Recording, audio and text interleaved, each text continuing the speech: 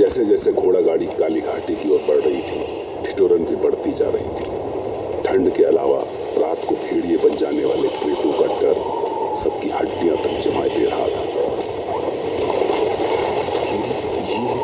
ये आवाज कैसी है? शायद उधर पहाड़ियों के पार तूफान आया है, जल्दी इधर भी आएगा। हाँ, अरे जल्दी चलो। जैसे जैसे घड़ी की सुई आगे बढ़ रही थी, तांगे वाला और बेरहम होता जा रहा था। तभी पहली बार दूर से आती भेड़ियों की आवाज सुनाई और साथ ही तांगे वाला पहली बार बोला, 1 घंटा पहले पहुंच गए। आ गई काली घाटी? और क्या, भेड़ियों की आवाज सुनी को नहीं, इसके आगे से उन्हीं का राज शुरू होवे। पर थमे लेने वाला तो आया को नहीं अभी तलक है? बोलो क्या करे? मैं उतर जाता हूँ यहीं। माथा फिर गया है थारो, जान को नहीं प्यारी। यहाँ 10 मिनट भी खड़े रह गए तो भेड़ियां फाड़ खावेंगे, थमे हड्डी तक चबा जावेंगे। तो फिर क्या करूं? इंतजार ही करना पड़ेगा और चारा को नहीं।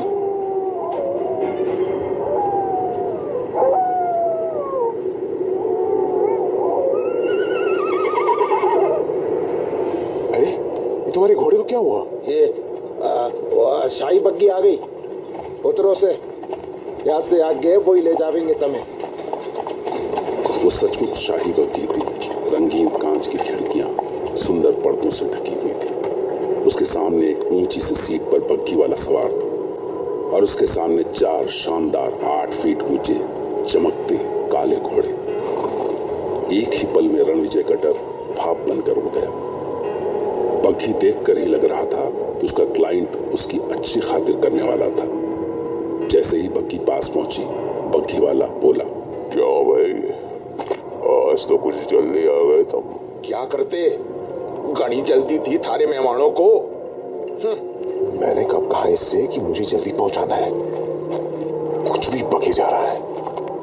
बग्गी वाला आगे बढ़ा और बड़े अदब से रणविजय के सामने झुक गया। हमारे साथ चलो। हाँ चलो।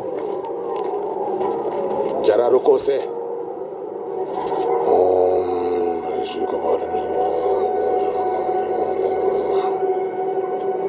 ये मंत्र सारी रक्षा करेगा, अपना ख्याल रखना से।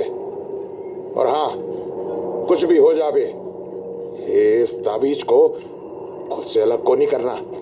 हाँ, कुछ भी हो जाए इससे क्या मतलब है इसका? दिमाग चकरा देने वाले सवालों में उलझा रणविजय उस शानदार बग्घी की ओर बढ़ा ही था कि बग्घी वाले ने उसका हाथ पकड़कर उसे चढ़ने के लिए सहारा दिया। बड़े बड़े पंजों वाली उसकी पकड़ इतनी सख्त थी कि रणविजय की आह निकलने को हुई। अजीब सा था वो। कंधों पर काला सा चोगा डाले, काली पगड़ी और उसके नीचे से झांकती उसकी लाल लाल आंखें। जब वो बोलने के लिए मुंह खोलता था तो उसके नुकीले दांत चांदनी में भी चमक उठते थे। भाई टांगे वाले, साहब का सामान देना।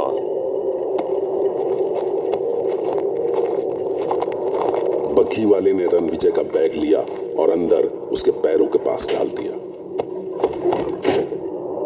बग्घी अंदर से शानदार थी। नर्म गद्दीदार सीट्स और मखमली पर्दों के अलावा पैरों के नीचे बिछी मोटी कालीन। मालिक तेरा ख्याल रखने को बोले आप खास मेहमान उनके, सर्दी बहुत है, जरोखे के नीचे बिलायती दारू है, 2 घूंट लगा लो, ठंडी भाग जाएगी। रणविजय ने खुद को सीट पर जमा कर कंबल लपेटा ही था कि तभी चाबुक की आवाज सुनाई दी और बग्घी हवा से बातें करने लगी।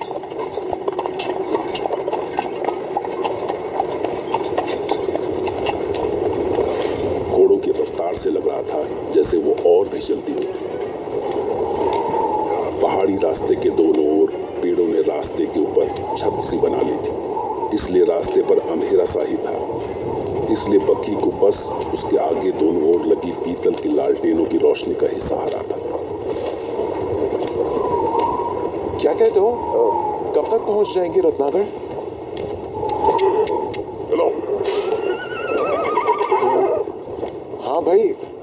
पूछा मैंने,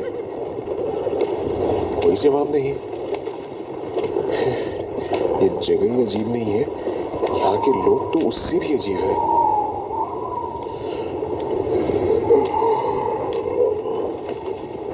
उस ठिठुरन और डर के बाद भी जाने कैसे रणविजय को नींद आ गई या शायद बेहोशी। उसे लगा जैसे कोई पंजे उसकी गर्दन की ओर बढ़ रहे हैं।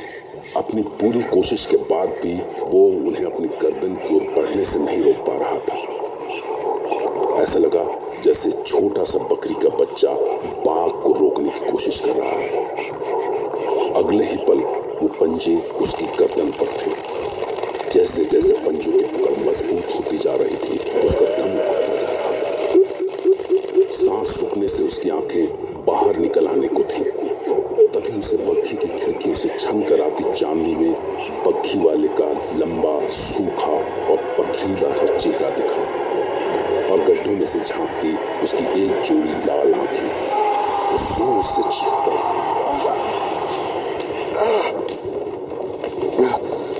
क्या हो गया सा? कोई अंदर आ गया क्या? नहीं, कोई सपना था शायद। सपना था शायद। हाँ।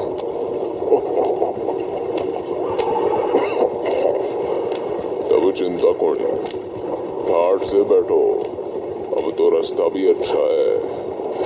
क्या कहा तुमने? कोई अंदर आ गया क्या? क्या मतलब? कौन आ सकता था अंदर? जान दो सा, वो सब ना जानो तभी अच्छा।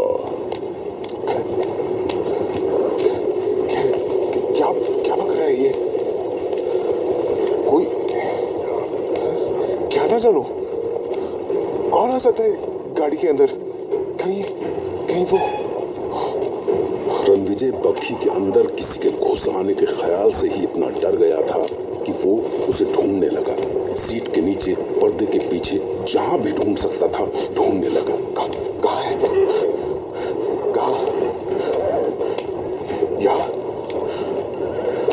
कहाँ गया? कहाँ है वो?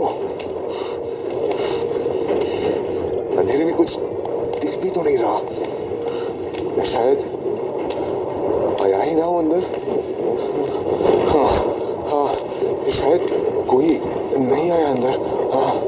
बग्घी इतनी तेज रफ्तार से चली जा रही थी कि अगर पहिए के नीचे कोई पत्थर आ जाता तो वो घोड़ों समेत सैकड़ों फीट नीचे खाई में गिरते और भेड़ियों का शिकार बन जाते। ये हो क्या रहा है? बग्घी बार बार उसी रास्ते से क्यों गुजर रही है? हाँ? क्या ये उसी रास्ते पर चक्कर काट रहा है? हाँ? सड़क के बाईं ओर वो टेढ़ा सा पेड़ चौथी बार दिखा है अभी भी। पर क्यों कर रही है ऐसा? क्या मैं जिंदगी भर इन्हीं पहाड़ियों में भटकता रहूंगा? पूछूं उसे। सुनो। नहीं, क्या फायदा, ये जवाब तो देने से रहा। कुछ देर बाद उसे वक्त का ध्यान आया और उसने अपनी पॉकेट से निकालकर माचिस जलाई। समय क्या हुआ है? 12:30।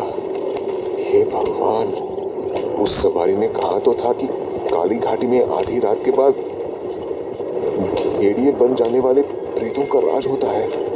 तो क्या ये जानबूझकर रास्ते में आधी रात कर देना चाहता था?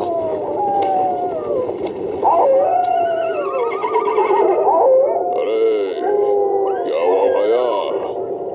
ये तो इनका रोज का है, ये तमे खावे कोनी।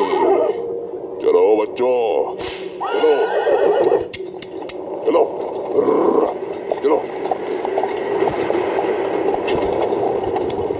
बग्घी इतनी तेज भागी जा रही थी कि रणविजय को उसकी सीट के आसपास जो कुछ मिला उसने उसे कसकर जकड़ लिया। क्या हुआ इन घोड़ों को?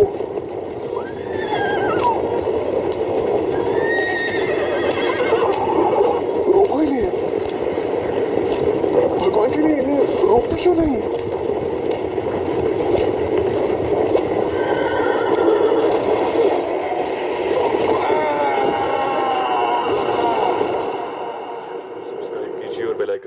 दीजिए ताकि आपको तमाम वीडियोस फौरन मिलती